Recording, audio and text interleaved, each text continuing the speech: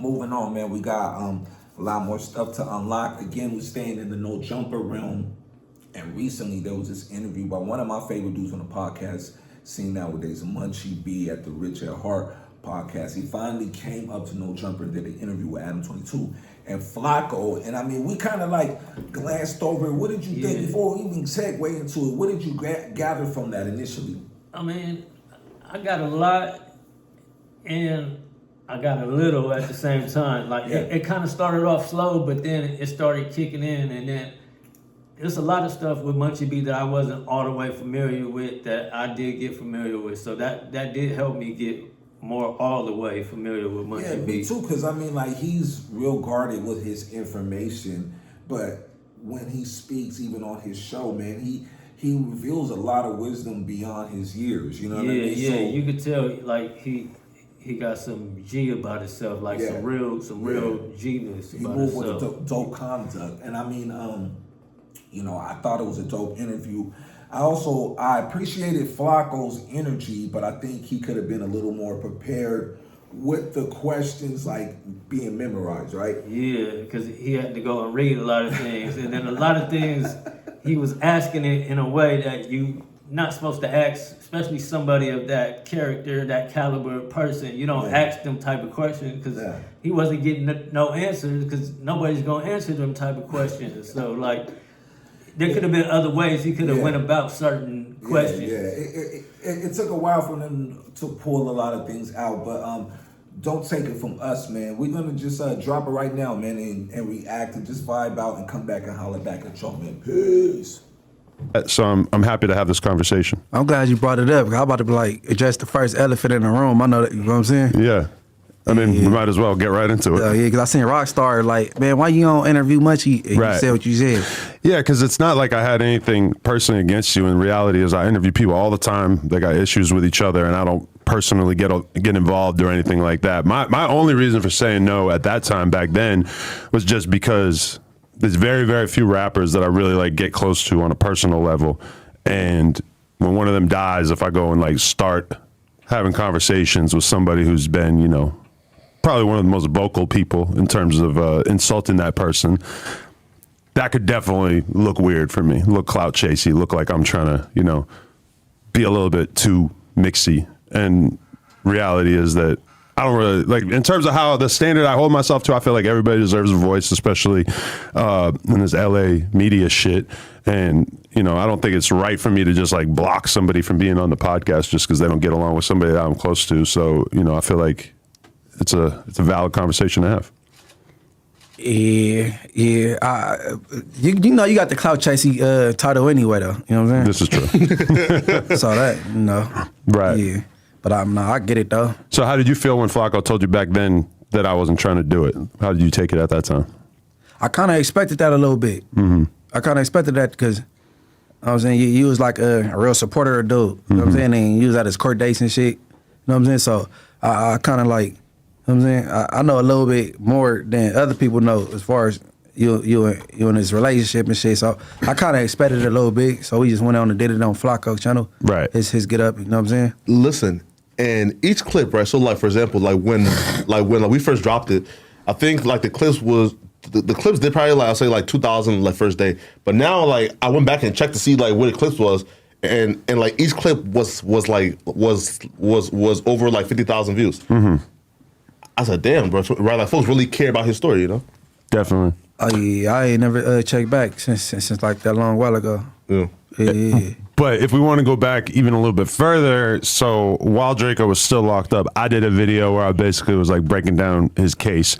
And years later, or like a significant period of time later, when I ended up finding out about who Munchie B was, I go to Instagram, I look at your profile, I check the DM, and I see that you had actually messaged me when that video came out, basically telling me that I should be careful with speaking on street shit when I don't have the whole story, and telling me that some of the information that I was putting out there was incorrect. No, it's kind of like when you was reporting, and I said you coming from like a fan standpoint, or that's your boy, and then the other person that's involved with the whole thing is like that person like that. You know what I'm saying? Like, okay, he being tried over and over again for the same crime, this, and that. And because of that, you know what I'm saying, and the other subject evolved, like, just because of that nigga, or like the homie nothing, you know what I'm saying? So, did you get what I'm saying? I definitely, yeah, when I made that video, I definitely didn't want to act as if the person who lost their life, that like kind of started the whole situation, that like their life was worth less than anybody else involved in it. So I apologize if it came off that way. That definitely wasn't. Yeah, no, that's what my I was intention. saying in the thing. But I know as many followers you got, that shit went straight to a request. You probably didn't see it anyway until you seen it, like you just said right now. But yeah, no, that was my thing. Like just that old boy, you know what I'm saying? Yeah, and then everything with him is like, you know what I'm saying? Like Right. Martin Luther King or some shit. Like, Yeah, so basically, Munchie B was trying to get an interview on No Jumper around the time Draco was fighting the case. And, you know, it didn't happen. So that's what they was talking about. Yeah.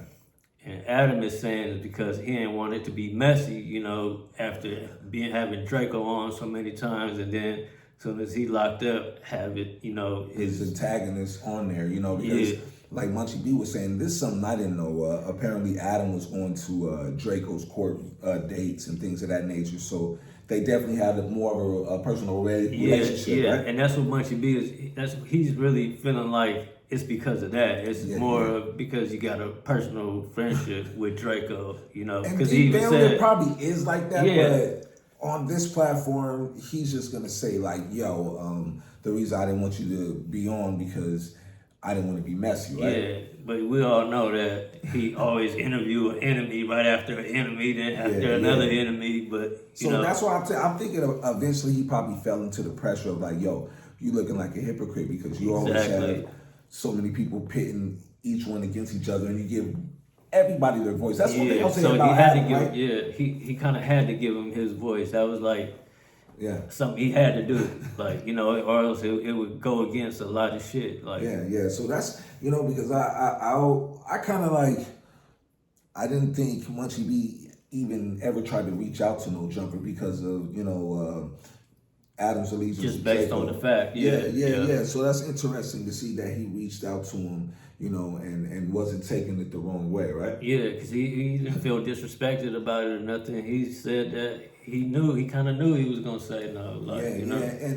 And also Munchie B was saying like he didn't like the sentiment that Adam was painting, like his homeboy that lost his life, Red Bull, his life was nothing. It was all about just the case that Draco was fighting. Yeah, like everything was about Draco, and you know, and this nigga lost his homie over this situation. Yeah. Something I never really looked at, right? Yeah, I never really looked at. It makes a lot of sense. Yeah, but we're gonna carry on and keep reacting because there's a lot of more dope shit to unravel, man. Let's go. Come on.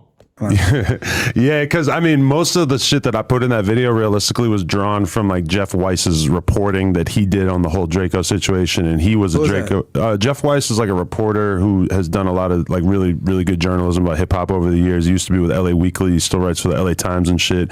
He has his own site called Passion of the Weiss, and yeah, basically, you know, he was a Draco fan, friend, etc. So I'm sure that everything that he reported on, especially at that time when he was advocating for Draco to be released and not to be tried the second time and everything, he, I'm sure, was coming at it from a perspective that was mostly positive about Draco too. But that's like one of the things that because, you know, you're probably the closest link that we're going to get to sort of understanding Red Bull and the origins of that kind of situation in the first place, right? Hey, but and then on top of that, we don't want that type of justice anyway. We don't do the police or stay in jail. Ain't nobody rooting for nobody to stay in jail. You know what I mean? How we rock it, you know how they take it. We hold court in the streets type thing. You know what I'm saying? So for that's one thing. You know what I mean? And then the dude, I think he's coming from like that. Everybody know Draco, so he coming from that standpoint. You know what I mean? The artist, I guess. You know what I mean? You say he do for LA Times? Jeff Weiss, yeah. Yeah. So yeah, but you know, it is what it is and was what it was. But that's why I hit you up though, because it seemed like you just putting the homie off, like he just like he's in jail because you know what I'm saying, just waving the homie off, and then you know what I'm saying, because this people, family members still living. And still gotta watch this shit, you know what I'm saying? And it gets sent to their phones and all that, you know what I mean? Just like the boy from Empire, what's his name? Ghazi. Ghazi. Okay, Draco dropped a project after his passing, but like 5 of the songs on there is disrespecting me and referencing me. So then if I say something, then I'm disrespecting the dead, but y'all put a project out after he passed away, still disrespecting people though. So then what? So if I say something back, then I'm the bad guy, right? Like weird shit like that though. But maybe it wasn't the Ghazi dude selected what go on now. Maybe it was Ralfy. I don't know. But shit like that, like, you know what I'm saying? They should be thinking like they mom don't want to hear the disrespect coming back they son way. So let it die out, let it rest and shit. But they don't think like that. Yeah, man. Now I ain't gonna front, man. The first time I initially heard of Draco was through Jeff Weiss. Like Adam said, he used to write for LA Weekly. And when I first seen the word Draco, I thought it was Drakeo. You know what I mean? And he shed light on Draco's case, and he basically was advocating for Draco's innocence. You know what I mean? So that, what Munchie B was saying was definitely true. Now, me from reading on the outside looking in, I didn't really see it like he was campaigning, saying Draco, was some type of saint. He was just basically saying Draco didn't commit the crime. Yeah. And then when he got out, essentially, like Munchie B said, he turned up the heat and he came with that Ingleweird shit and it set off a whole different reaction. Man. Yeah.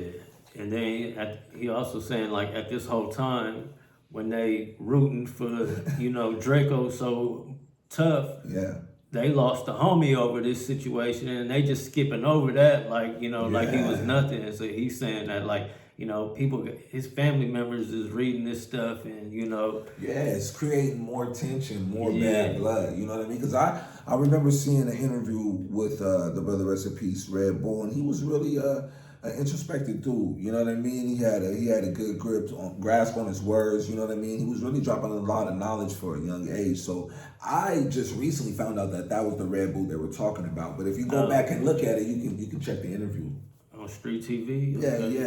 He's a dark-skinned dude, pretty buff, man. You know what I mean? And I believe Munchie B was next to him, so they were real close. So I could see Munchie B taking it like, nah, man, okay, I understand y'all on Draco's side, but can I speak about my partner who lost his life? Exactly, You know what I mean? So, like tell his side of the story, or the other side that nobody's talking about because Draco was the popular rapper. That's what he was saying. Like and I mean like moving on, Munchie B is a real interesting dude, man. There's a lot of stories about him. There's also, stories about the infamous robbery at I believe it was the old Marathon store where they where they ran through there and they like took everything. Yeah, or they said, Nip's pops was in there and he hid under the register. There was a rumor that they even socked Nip's pops. So I mean, it was all kind of different rumors about that situation. Yeah, and that's where the rumor came out where they said they put the peanut butter.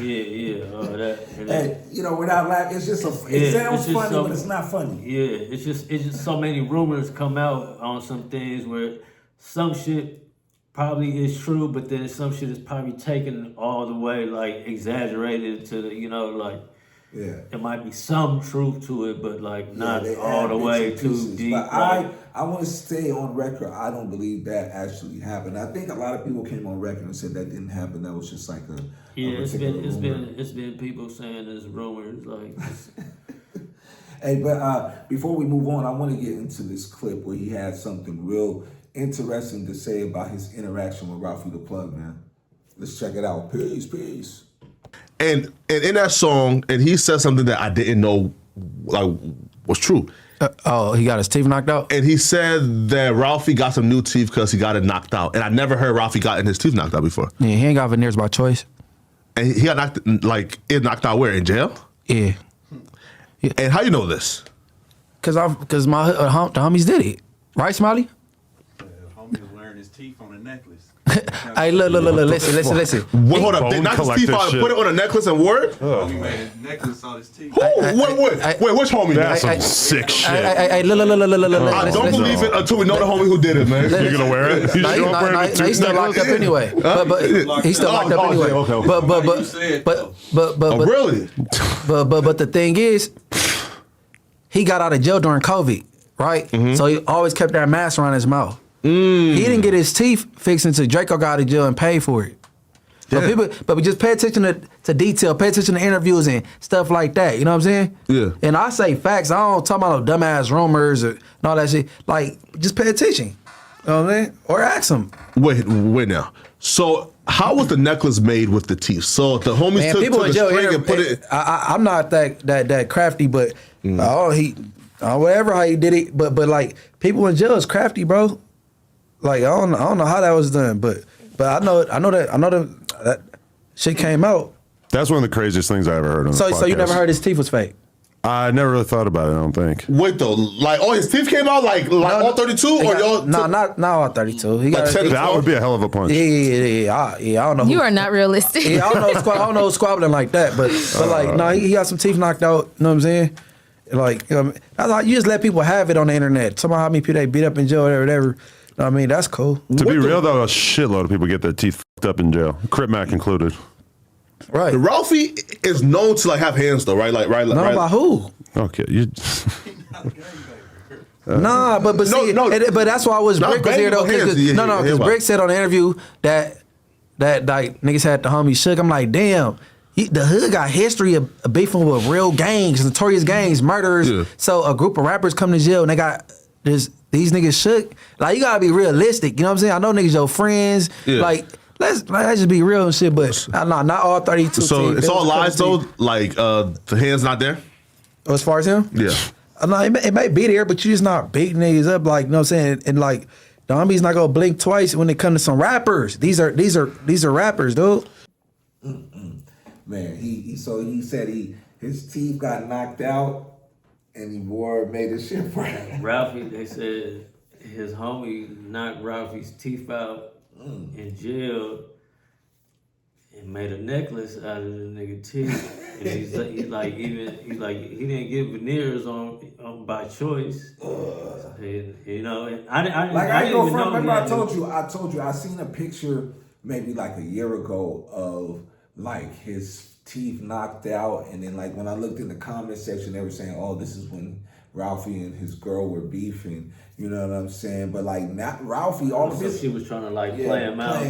Yeah. But like honestly, every interview I saw Ralfy had when he was talking about his interactions with Inglewood cats inside of jail, he was saying he was always victorious. You know what I mean? Have you seen any of those interviews? Yeah. You know, and he does have a reputation of having hands, man. But yeah, and Flacco even mentioned that, like, you know, he was like, ain't he know that?